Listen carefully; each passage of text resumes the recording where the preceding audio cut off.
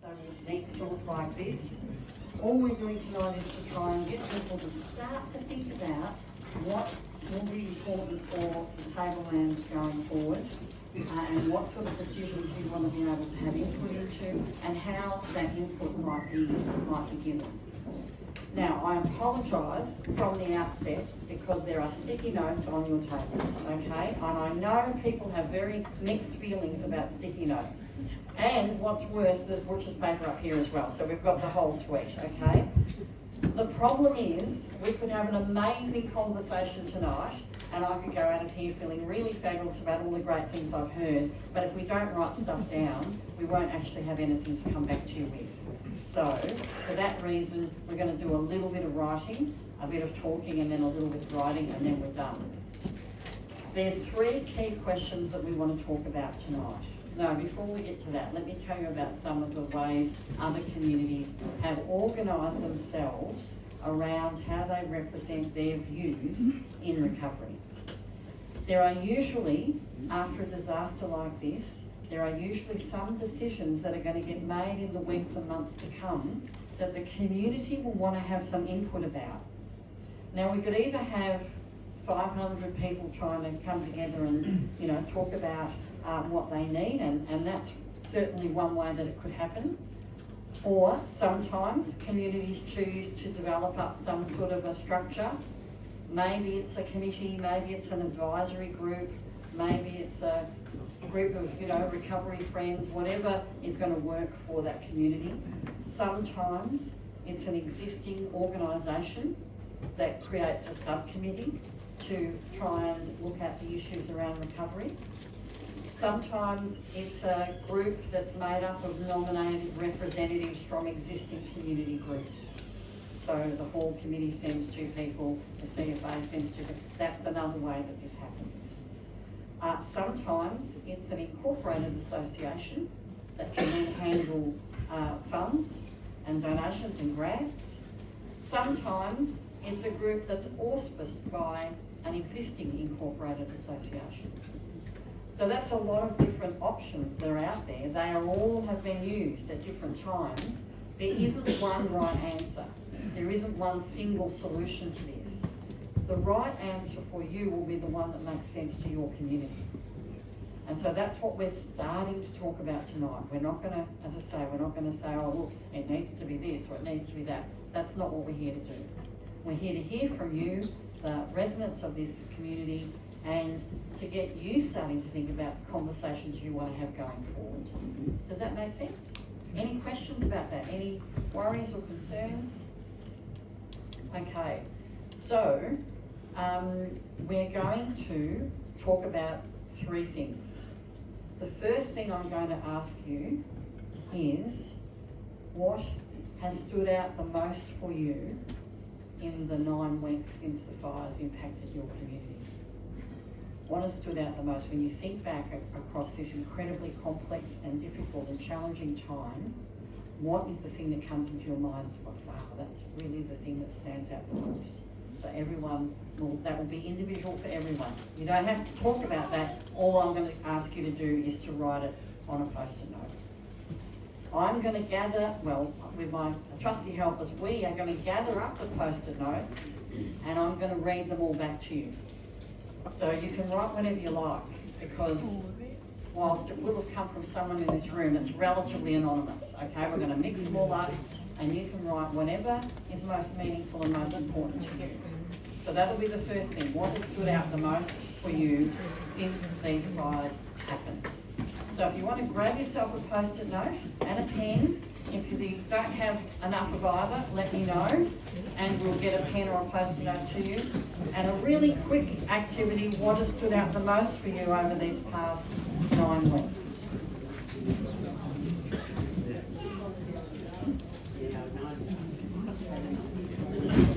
Stood out for you the most since the fires?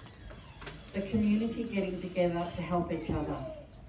Communications via WhatsApp and opportunities to meet at the hall. How important community is to recovery of loss from the fires. Locals stepping up and creating support systems. The volunteer effort over a long period of time. How to get back on track with all the things that we lost.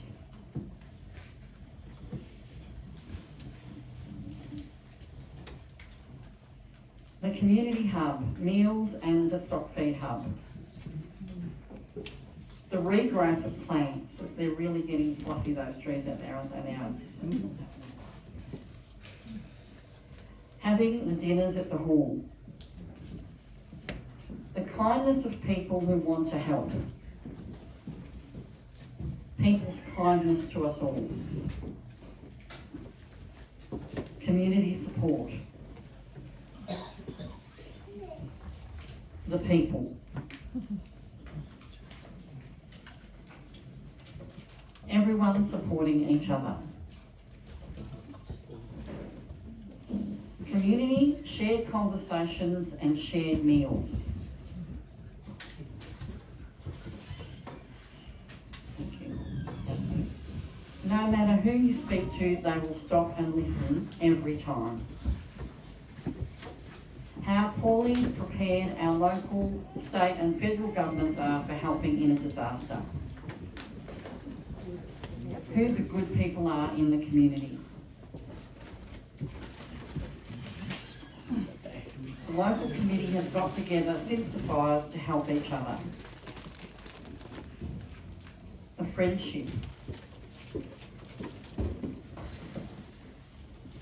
The amount of folks trying to help and get stuck in. Not feeling like we were alone or forgotten, from the hall volunteers offering food to folks saving donated tools and supplies.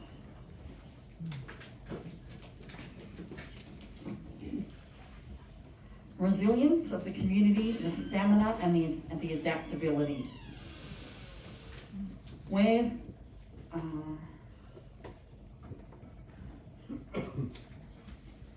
the 90 million of government funding being spent and what on?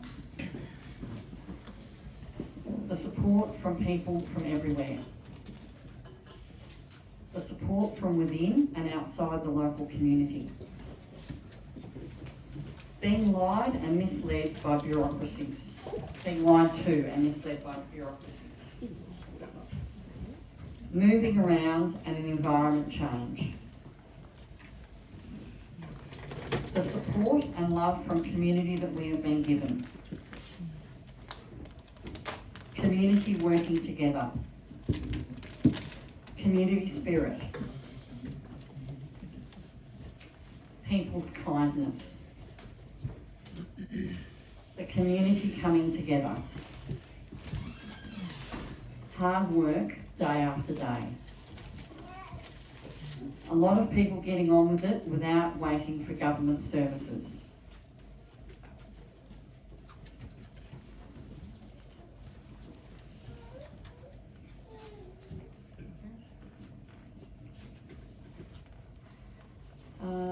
Disparity in sharing resources.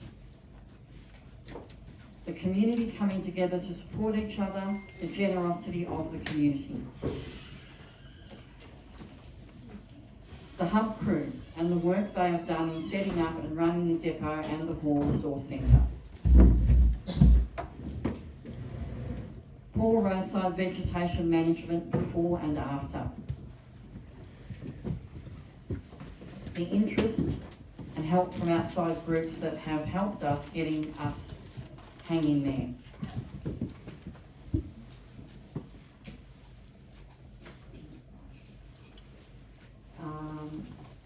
The costs of rebuilding. The extent of the impact and losses and the number of people impacted. Extraordinary generosity. Strength, leadership, commitment and resources and resourcefulness of the community. Cohesiveness of community, absence of the concept of a stranger. Compared to Kinglake, no army helped to clean up. Reconnection of community. roadside tree damage and landscape changes, community connection, the strength of the community and the importance of the hall.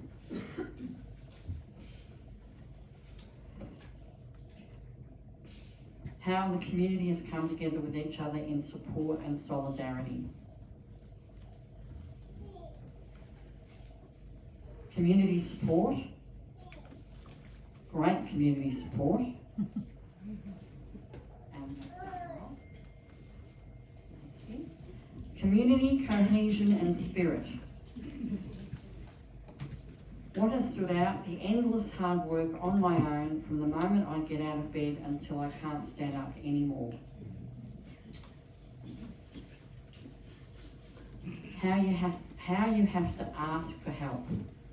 That's really hard. Is the school going to be rebuilt? Want more help from council. Community support. A community hub, meals and the stock feed hub.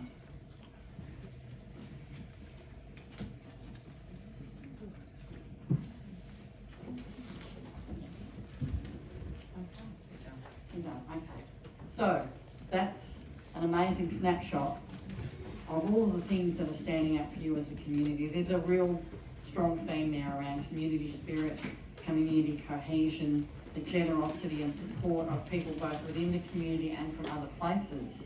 There's some frustrations as well, and there's some really personal reflections there about just how hard this is to live through, how hard it is to cope from day to day. And that, believe me, is absolutely valid and acknowledged, and the people who have been through these experiences before would say absolutely that you are right to have that stand out, because this is one of the hardest things that people go through. So, amazing. That's how you're feeling about all of this stuff that's happened to you up to this point.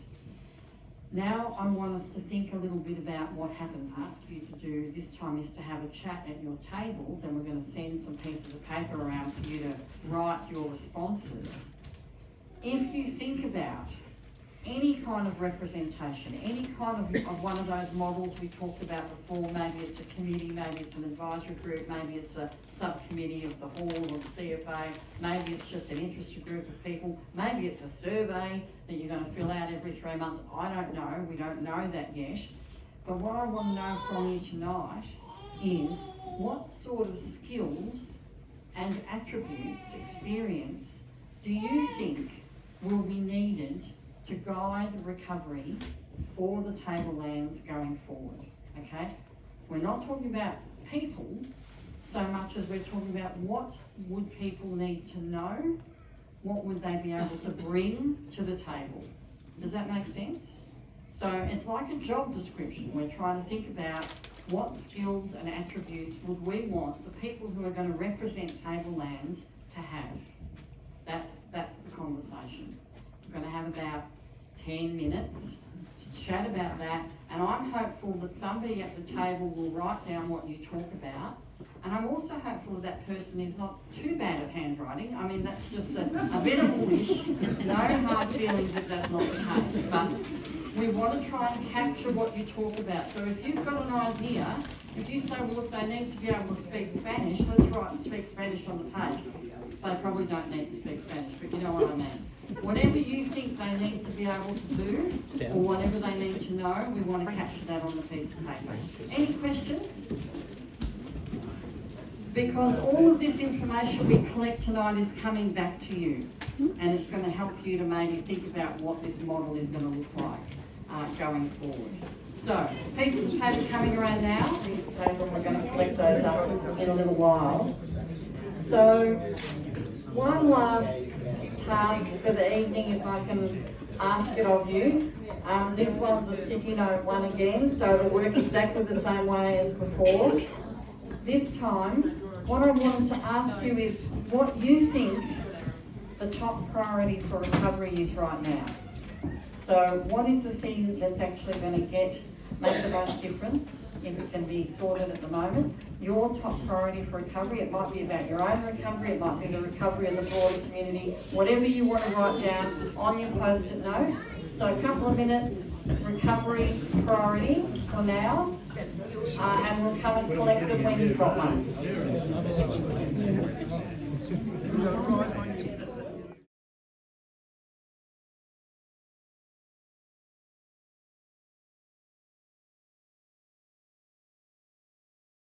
Right now, okay. Funding for on-property arborist assistance. Support to all landholders, new community infrastructure, roadside clearing, tree management, erosion management and revegetation. Support to individuals to develop personalised recovery plans, e.g. infrastructure, feed, etc. I wish you the best. Pick one and go for it. Good advice. Council needs to be supportive and remove permits when rebuilding sheds, etc. Council permits clarity for the replacement of pre-existing structures. Council making it easier for people to rebuild pre-existing structures and not charging planning permits again. Streamlining permits. A list of all the rules and regulations and costs that I must comply with for the privilege of rebuilding my house and shed.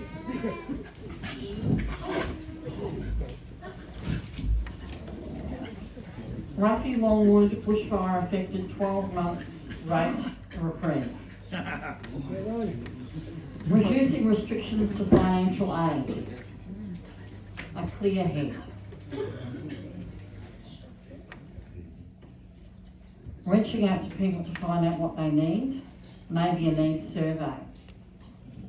Security. Fencing and putting a gate up.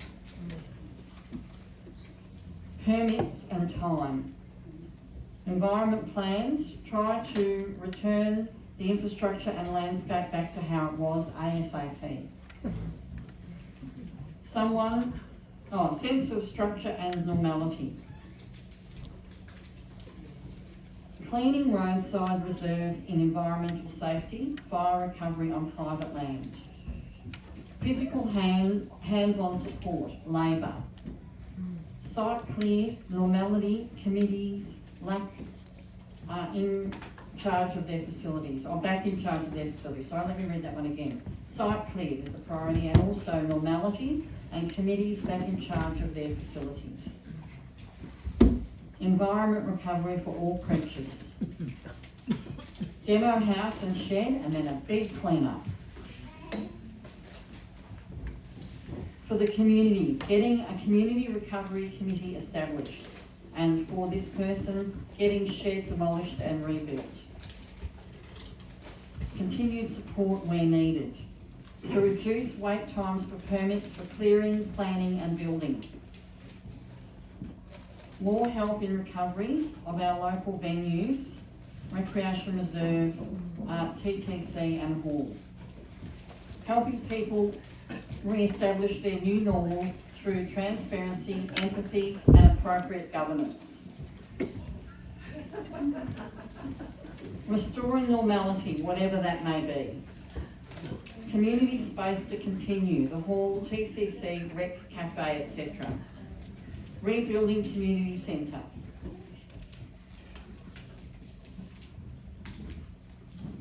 Return Ruffy to what it was like before the fire. Money flow, especially from insurance companies. Shire rebuilding rec, school and not withholding funds. Clear intent and engagement from council on a community asset rebuild, Ruffy Rec and TCC. Community engagement and support and togetherness. Take this opportunity to make the district a better place than before. Establishing a clear pathway and steps to move forward across so many areas and needs. The Shire officers have the guts to come and talk to ratepayers. Area.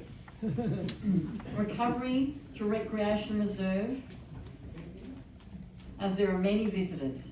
Recovery of the TCC Community Centre, as many activities are held there. I don't feel that I'm recovery ready yet. Feels so raw, still, and nothing looks different at my place from 9 weeks ago. It's like I'm not keeping up with the move to recovery.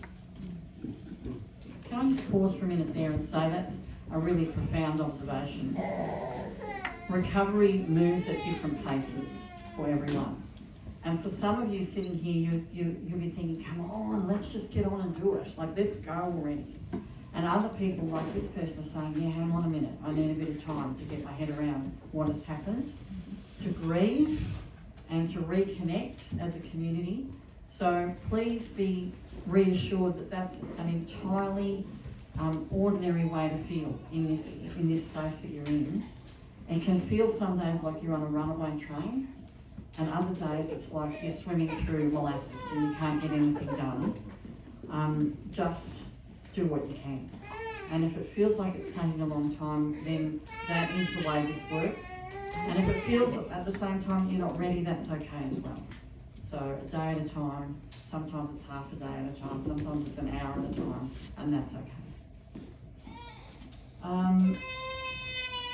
Recovery to recreation, I know we have this one, yeah.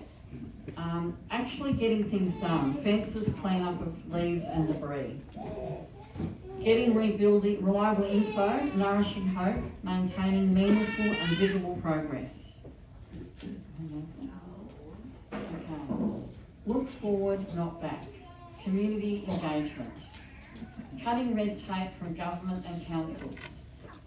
Actual government support, having our site cleared, and financial and practical support to start clearing and rebuilding.